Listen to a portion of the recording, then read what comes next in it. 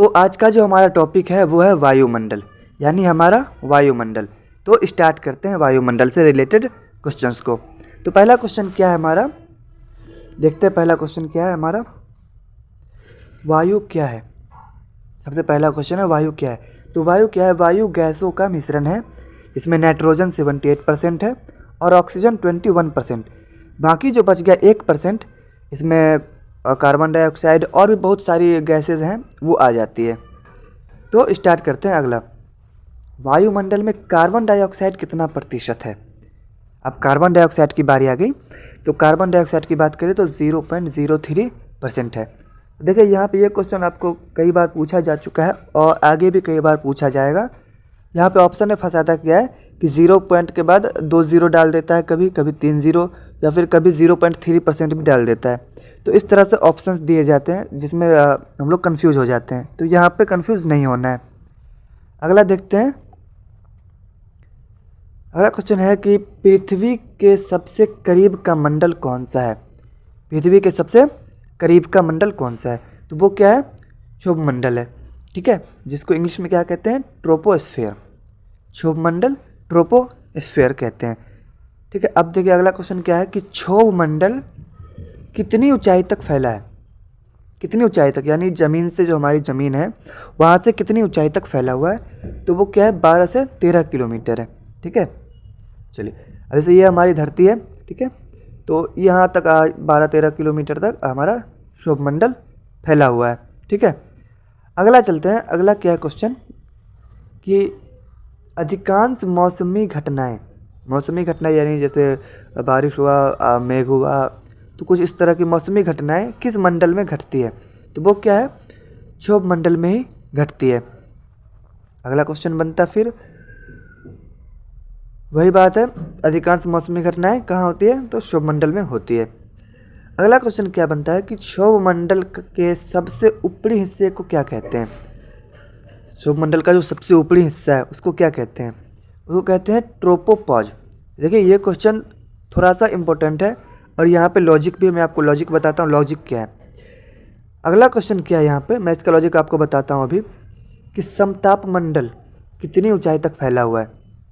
अभी हमने बताया कि क्षोभ मंडल कहाँ तक फैला हुआ है? 12-13 किलोमीटर तक फैला हुआ है। इसके बाद आता है समताप मंडल यानी स्ट्रेटोस्फेयर, कितनी ऊंचाई तक फैला है? इसका आंसर हो जाएगा 12 से 50 किलोमीटर ऊपर तक फैला हुआ है। अब जो यहाँ पे लॉजिक वाली बात है वो ये है कि क्वेश्चन आपको पूछेगा कि समताप मंडल और क्षोभ मंडल का जो बीच का सेंटर है, यानी कि जो अलग करता है इस दोनों मंडल को, उसको क्या कहते हैं? तो ये हो जाएगा हमारा ट्रोपोपॉज। क्योंकि अभी हमने आपको बताया कि जैसे ये मान लो हमारा क्या है? क्षोभ मंडल है। ठीक है, तो क्षोभ मंडल का जो ऊपरी हिस्सा ये क्या है? ये ट्रोपोपॉज है। और इसके ऊपर हमने फिर क्या पढ़ा कि समताप मंडल है यहाँ पे। तो अब क्षोभ मंडल और समताप मंडल के जो बीच में जो अलग करने वाली सीमा है वो क्या है? यानी क्षोभ मंडल का सबसे ऊपरी भाग तो यही है ना, ट्रोपोपॉज।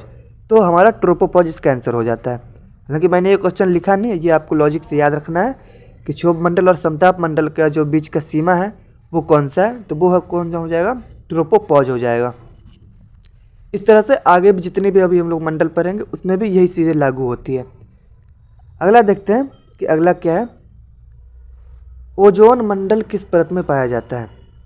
जो ओजोन है वो हमारा ओजोन परत किस मंडल में पाया जाता है? आंसर हो जाएगा समताप मंडल। ठीक है, अब समताप मंडल का सबसे ऊपरी हिस्सा क्या है? अभी हमने देखा था कि क्षोभ मंडल का जो सबसे ऊपरी हिस्सा था वो क्या था? ठीक है, अब समताप मंडल का सबसे ऊपरी हिस्सा क्या है? स्ट्रेटोपॉज है। स्ट्रेटोपॉज यानी अब इसके ऊपर का जो मंडल होगा उसमें और समताप मंडल के जो बीच का सीमा है वो क्या हो जाएगा? स्ट्रेटोपॉज हो जाएगा।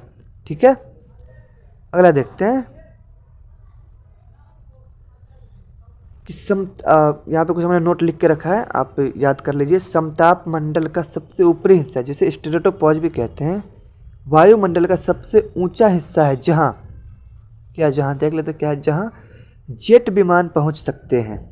ठीक है, तो ये नोट कर लो आप, नोट करने वाली चीज़ है, कुछ खास नहीं है, लेकिन भाई सरकार ही तो है हमारी, कुछ भी पूछ सके तो याद रखना है। अगला क्वेश्चन है कि मध्य मंडल। अब आ गया समताप मंडल के बाद मध्य मंडल।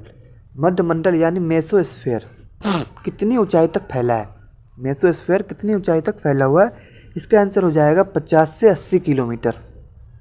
ठीक है, अब यहाँ पे वही बात हो गई, लॉजिक वाली बात। क्या हो गई भाई? तो समताप मंडल के ऊपर है मध्य मंडल, तो समताप मंडल और मध्य मंडल को अलग करने वाली जो सीमा है वो क्या कहलाती है?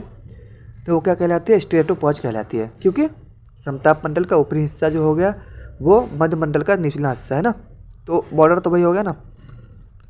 चलिए आगे देखते हैं अगला क्वेश्चन कि मध्य मंडल का सबसे ऊपरी परत, अब मध्य मंडल का भी ऊपरी परत है, उसे क्या कहते हैं? मेसोपॉज कहते हैं। क्या कहते हैं? मेसोपॉज। तो यहाँ पर हमारा मध्य मंडल भी रुक गया। अगला देखते हैं कि पृथ्वी के वायुमंडल का सबसे ठंडा स्थान कौन सा है? जो हमारा पृथ्वी है, पृथ्वी का वायुमंडल है, वायुमंडल का जो सबसे ठंडा स्थान है वो क्या है? मेसोपॉज ही है। ठीक है, जो क्या है? मध्य मंडल का सबसे ऊपरी हिस्सा है।